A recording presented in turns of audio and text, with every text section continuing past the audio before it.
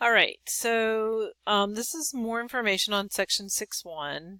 And so to use this, if you look in the chapter 6 folder, you'll notice that there are two sample spreadsheets. One of them is called U.S. Population and the other one is called Example 3. So I want you to open up the U.S. Population spreadsheet and we're going to do a couple of things. We're going to create a scatter plot. And then we're going to create the exponential equation, and then we're going to talk about what the different things mean. So I'm going to go to my spreadsheet, and I'm going to bring that up. So this is the U.S. population spreadsheet, and what I want to do first of all is create a scatter plot. So I'm going to highlight my information, and go to Insert My Scatter Plot. And so here's my scatter plot of information. So one of the first things I want to do is notice that this line is curved. Okay, instead of being straight, it's curving. So as the years progress, it's not a straight increase. It's not a constant increase. It's what we call an exponential increase. So I want you to click on this and we're going to make our trend line. Okay. And so remember to do that. You right click and you choose the add trend line. And if you notice, there's my, see how linear is selected over here? There's my linear trend line. That doesn't seem to quite fit the shape of that.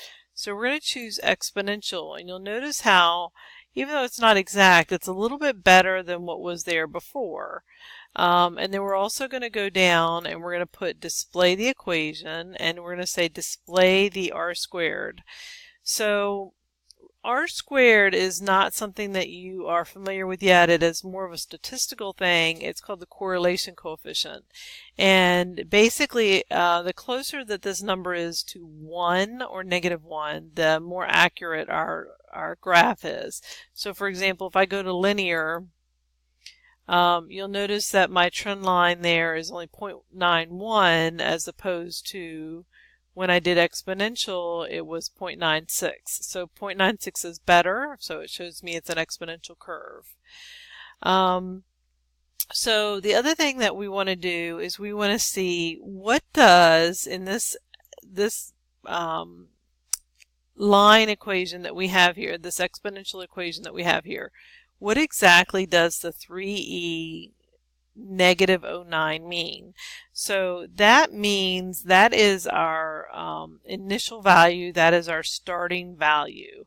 So what that means again is that in the very first term that you have here is 3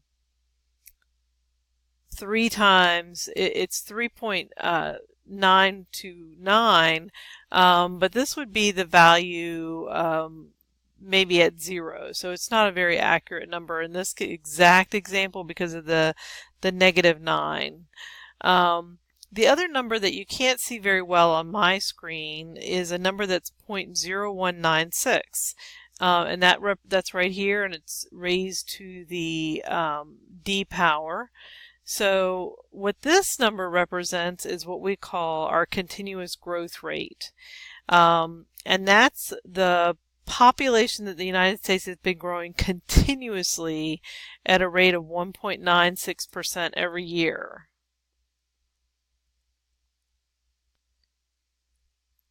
Okay. So the next thing they tell you to do on the notes is to calculate e raised to the -0.0196 power. So we can actually do that right here. So we can do equals, and there's the exponential option, and it's 0.0196 power. And when we do that, we get a value that is 1.019793. So that is referred to as the growth rate. This term here is referred to as the growth rate. Okay, click off of that. So the other thing we would want to do is be able to calculate the growth factor. And to calculate the growth factor, we're going to take this value and subtract it from 1, or subtract 1 from it. So we're going to take this value, so we're going to say equals this value, and then we want to do minus 1, and that's that. And we're going to format this as a percent with a couple of decimal places. Okay. So this is what we refer to as the growth factor.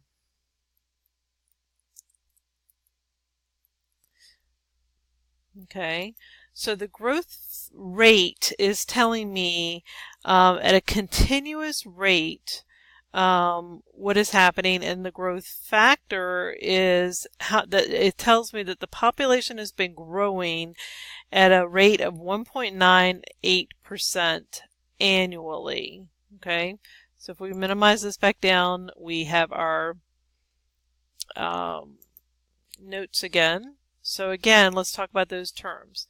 So the 3e negative 09 represents the initial value. Okay, the the 0.0196 is what they refer to as the continuous growth rate. That means the population has been growing at a continuous rate of 1.96% every year. The growth rate is this value, comes from this value here, e to the 0.0196, which is 1.0198. And when we use that to calculate our growth factor, it tells us that the population has been growing 1.98% annually, not continuously.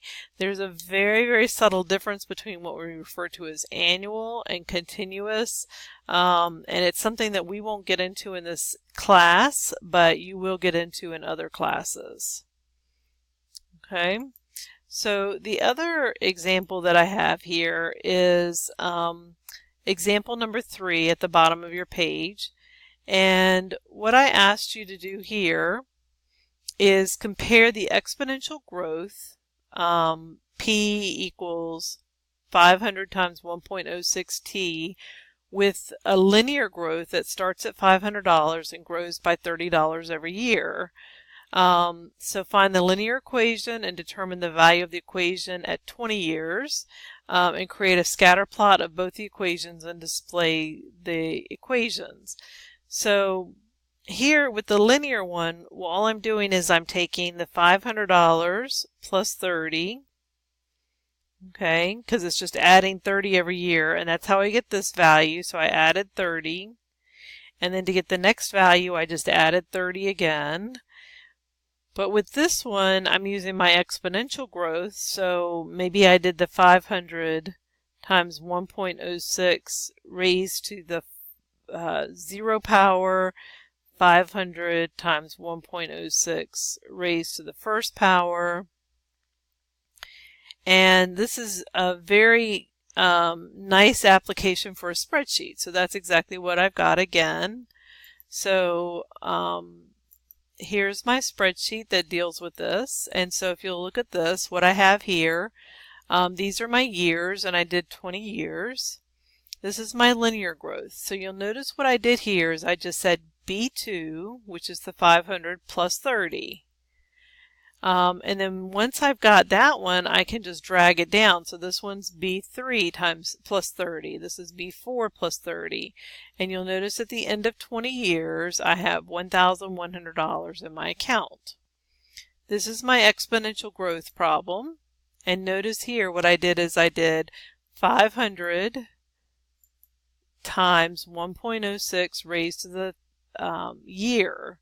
So the 500 is an absolute value. It never changes. It's an absolute constant all the way through. So that's why we have the dollar signs there. And the 1.06 raised to the A10. A10 is the number of years.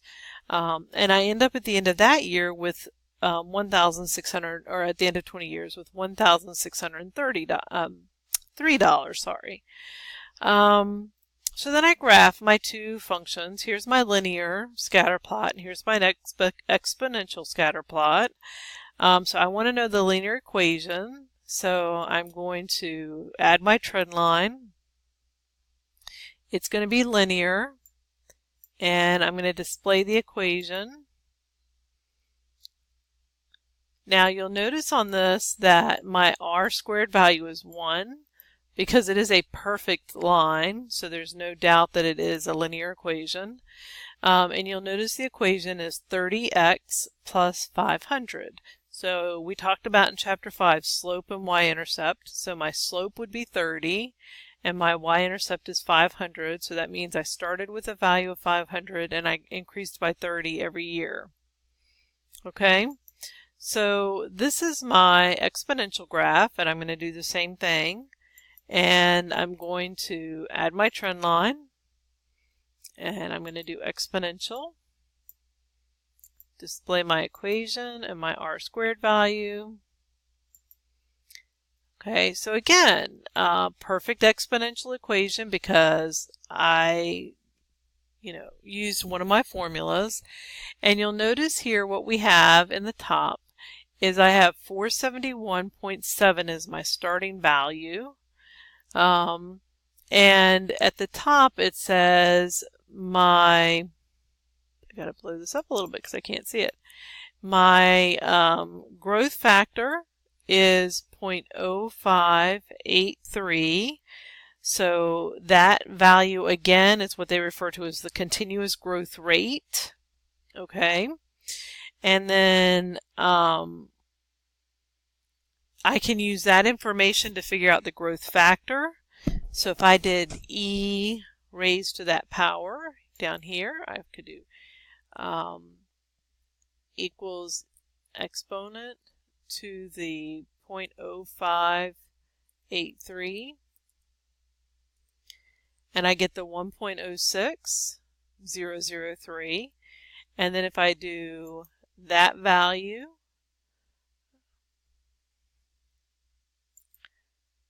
minus 1, and I change this to a percentage format, you'll notice that what we have here is the 6%. So we already knew that in our exponential equation that the line was growing by 6%, that I was increasing my earnings by 6% every year. And so that's what that the growth rate that you see there, this continuous growth rate, I can convert it into a true rate and figure out what my rate is for the problem. So I hope this helps.